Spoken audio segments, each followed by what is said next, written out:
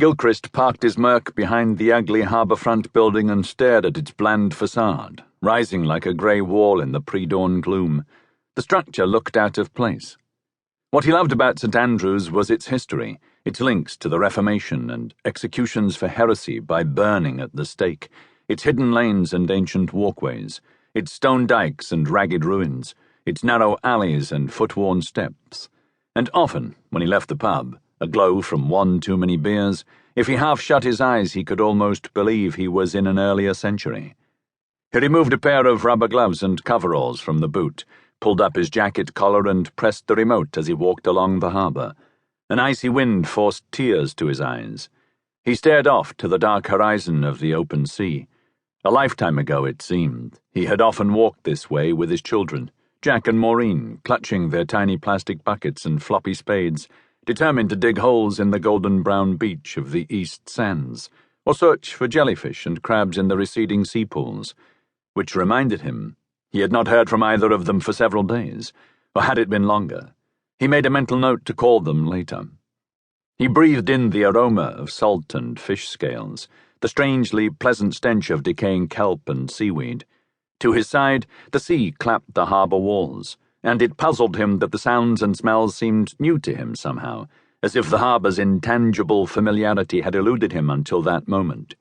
He walked past groups of fishermen, crouched by lobster creels. One of them grunted and nodded, and Gilchrist nodded back. But he knew from their unhurried actions and tight-lipped silence that trapping lobsters was the last thing on their minds that morning.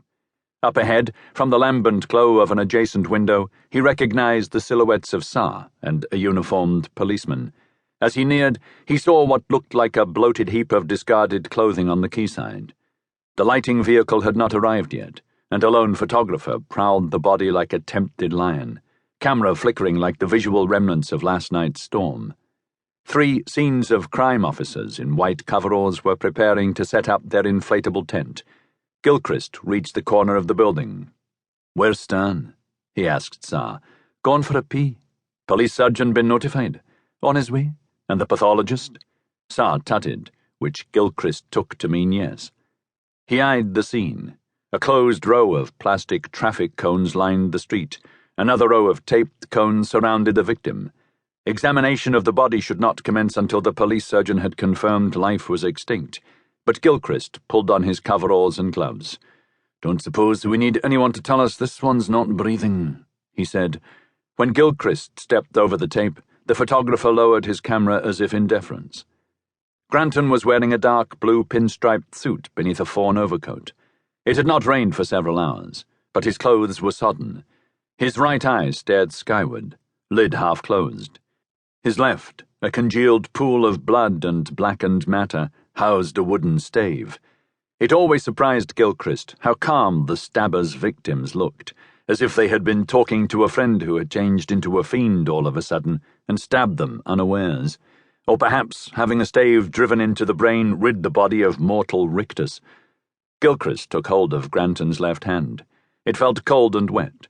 Rigor mortis had not fully set in, and the skin felt as soft as a woman's, an indication Granton had never done a day's manual labour in his life. Gilchrist twisted the hand over.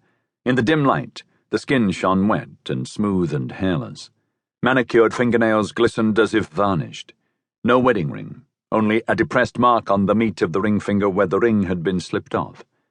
Gilchrist looked up at Sam. "Did you notice this?" "No wedding ring. What do you make of it?" "Took it off to get bumfucked." Gilchrist wondered if he would ever understand Sa. He remembered when they had been teamed up by Patterson, she had looked squeamish over the body of the stabber's 4th victim in Burger Close, but at the post-mortem she had watched with the attentive curiosity of a student as the pathologist slapped the dripping brain onto the scales. Gilchrist felt in Granton's right-hand coat pocket. Nothing. The other was empty too. From the inside suit pocket he removed a burgundy leather wallet. He placed it to his nose. The leather smelled new. He ran his finger over the embossed monogram on the top corner. W.B.